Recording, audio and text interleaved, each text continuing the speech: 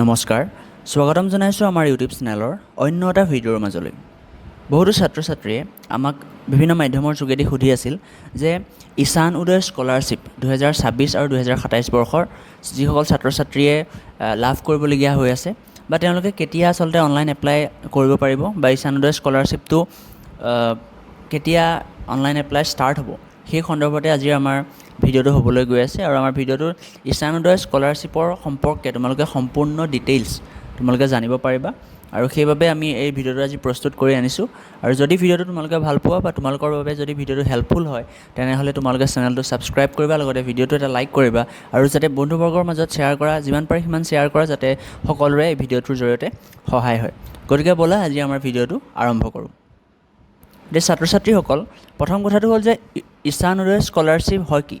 চ' ঈশান উদয় scholarship এনেকুৱা এটা scholarship যিটো আচলতে নৰ্থ ইষ্টৰ ষ্টুডেণ্টক দিয়া হয়, যিসকল আচলতে বিভিন্ন ধৰণৰ আফটাৰ হায়াৰ ছেকেণ্ডেৰীৰ পিছত বিভিন্ন ধৰণৰ কৰ্চসমূহত কাৰণে তেওঁলোকে কি কৰা হয়, NSPৰ ফালৰ পৰা অৰ্থাৎ যি ইউনিভাৰ্চিটি গ্ৰাণ্টছ কমিশ্যন আছে অৰ্থাৎ UGCৰ ফালৰ পৰা এই ঈশান উদয় স্কলাৰশ্বিপটো তোমালোকক প্ৰদান কৰা হয়। নৰ্থ ইষ্টৰ প্ৰায় 10,000 মান ষ্টুডেণ্টছক তোমালোকৰ 10,000 মান ষ্টুডেণ্টছ ইয়াত এপ্লাই কৰিব পাৰে বা ইয়াত আচলতে ছিলেক্ট হয়। বহুতো ছাত্ৰ ছাত্ৰীয়ে এপ্লাই কৰিব পাৰে, কিন্তু ছিলেকশ্যন মাত্ৰ কিমানৰ হ'ব, 10,000 ষ্টুডেণ্টছৰ হ'ব আৰু সেয়া মেৰিট বেচিছত হ'ব, অৰ্থাৎ হায়াৰ ছেকেণ্ডেৰী তোমালোকৰ মাৰ্কছৰ ওপৰত ভিত্তি কৰি পেলাই তোমালোকক এই স্কলাৰশ্বিপ প্ৰদান কৰা হ'ব। গতিকে আশা কৰিছোঁ ঈশান উদয় স্কলাৰশ্বিপ কি হয় সেইটো তোমালোকে ইতিমধ্যে ধাৰণা কৰিব পাৰিছা। আৰু বহুতো ছাত্ৰ ছাত্ৰীয়ে সুধি আছিল যে ঈশান উদয় স্কলাৰশ্বিপ আচলতে এলিজিবিলিটিটো কেনেকুৱা ধৰণৰ বা কেতিয়া বা কোনসকল ছাত্ৰ ছাত্ৰীয়ে আচলতে ঈশান উদয় স্কলাৰশ্বিপটো বাবে এপ্লাই কৰিব পাৰিব। আৰু সেই সন্দৰ্ভত যদি ক'বলৈ যাওঁ, তোমালোকে যিসকল ছাত্ৰ ছাত্ৰী হায়াৰ ছেকেণ্ডেৰী পাছ কৰিছা, যিকোনো ষ্ট্ৰীমৰ পৰা হ'ব পাৰে, সেয়া লাগিলে ছায়েন্সেই হওক, আৰ্টছেই হওক, কমাৰ্চেই হওক, বিভিন্ন ধৰণৰ যিকোনো ষ্ট্ৰীমৰ পৰা তোমালোকে পাছ কৰিছা তোমালোকে এপ্লাই কৰিব পাৰিবা। আৰু প্লাছ যদি তোমালোকক 50% এবভ তোমালোকৰ হায়াৰ ছেকেণ্ডেৰী মাৰ্কশ্বিটত যদি 50% এবভ মাৰ্কছ আছে তোমালোকে এপ্লাই কৰিব পাৰিবা। আৰু যদিও 50% কৈছোঁ, 50%টো মিনিমাম ক্ৰাইটেৰিয়া হয় আৰু 50% আচলতে পোৱাৰ সম্ভাৱনাটো কম।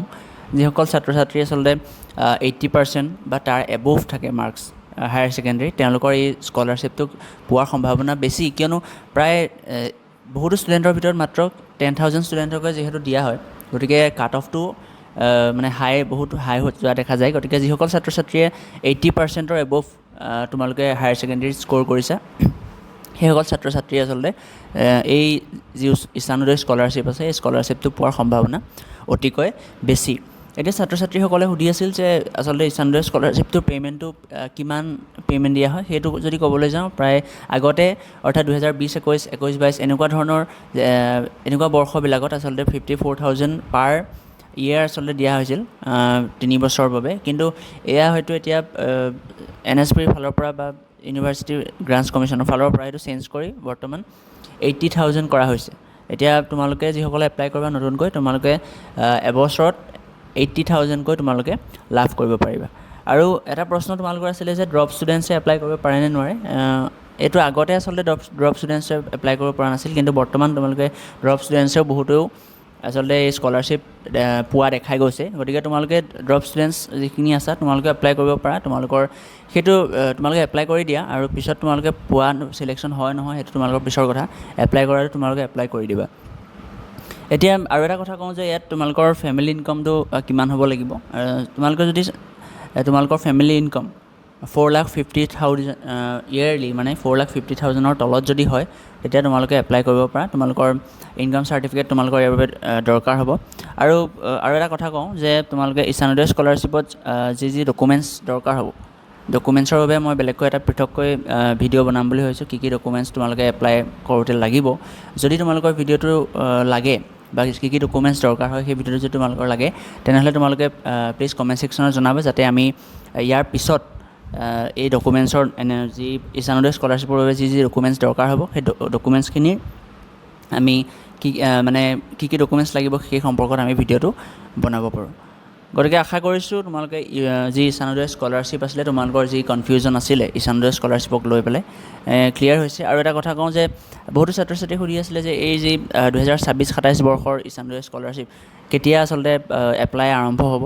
তেতিয়া সেইটো যদি ক'বলৈ যাওঁ বৰ্তমান যদি আমি NSPৰ মানে NSPৰ ৱেবছাইটত যোৱা তেতিয়াহ'লে এতিয়ালৈকে কোনো ধৰণৰ এই সম্পৰ্কত আপডেট দিয়া হোৱা নাই কিন্তু তোমালোকৰ অতি সোনকালেই এই মানে যি ঈশান উদয় স্কলাৰশ্বিপ আছে তাৰ এপ্লাই আৰম্ভ হোৱাৰ সম্ভাৱনা আছে তোমালোকৰ হয়তো ছেপ্টেম্বৰ ফাৰ্ষ্ট উইকমানৰ পৰা হয়তো চাগে ইয়াত এপ্লাই হোৱাৰ সম্ভাৱনা আছে এপ্লাই ষ্টাৰ্ট হ'ব পাৰে যেতিয়া এপ্লাই আৰম্ভ হ'ব তেতিয়াই আমি আচলতে বিভিন্ন এই ইউটিউব চেনেলৰ যোগেদি আমি আপডেট দিম আৰু এই আপডেট পাই থাকিবৰ বাবে তোমালোকে চেনেলটো ছাবস্ক্ৰাইব কৰি ৰাখিবা আৰু যদি ডকুমেণ্টছখিনিৰ ভিডিঅ' লাগে তেনেহ'লে কমেণ্ট কৰিবা আমি নিশ্চয়কৈ এটা নতুন ভিডিঅ' তোমালোকৰ বাবে প্ৰস্তুত কৰি দিম গতিকে আশা কৰিছোঁ তোমালোকে ভিডিঅ'টো ভাল পালা আৰু যদি ভিডিঅ'টো ভাল লাগিলে লাইক কৰিবা শ্বেয়াৰ কৰিবা আৰু বন্ধুবৰ্গৰ মাজত যিমান পাৰে সিমান শ্বেয়াৰ কৰিবা যাতে সকলোৰে সহায় হয় যিহেতু বহুতো ষ্টুডেণ্টছে সুধি আছে আমাক গতিকে সকলোৰে যাতে সহায় হয় তাৰ বাবে তোমালোকে ভিডিঅ'টো শ্বেয়াৰ কৰিবা গতিকে আজিলৈ ইমানতে সামৰিছোঁ ধন্যবাদ